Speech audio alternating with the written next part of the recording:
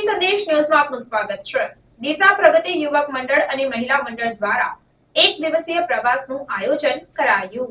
પવિત્ર શ્રાવણ માસની પૂર્ણાહુતિ થઈ છે, ત્યારે ડીસા પ્રગતિ યુવક મંડળ અને મહિલા મંડળ દ્વારા ડીસા ખાતે રહેતા 42 ગામના શ્રીમાળી બ્રાહ્મણ સમાજનું એક સુંદર ટૂરનું આયોજન કરવામાં આવ્યું હતું, જેમાં તારીખ 1 સપ્ટેમ્બર 2024ના રોજ ડીસાથી અંબાજી, કોટેશ્વર, હાથધરા, બાજોઠિયા, વિશ્વેશ્વર અને બાલારામ પાંચ મહાદેવના દર્શન કરી બ્રાહ્મણ સમાજના પરિવારોએ ધન્યતા અનુભવી હતી।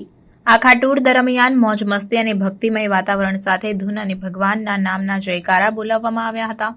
એક દિવસના ટૂરમાં સવારના ચા પાણી નાસ્તાની, બપોરે જમવાની અને સાંજે મહિલા મંડળ દ્વારા હળવા નાસ્તાનું આયોજન કરવામાં આવ્યું હતું। પાંચ મહાદેવના દર્શનના અંતે છેલ્લે વિશ્વેશ્વર મહાદેવના દર્શન કરી અને નદીમાં સ્નાન કરી બ્રાહ્મણ સમાજના પરિવારોએ આનંદ ઉલ્લાસ સાથે તમામ આયોજકોનો હૃદયપૂર્વક આભાર પણ વ્યક્ત કર્યો હતો।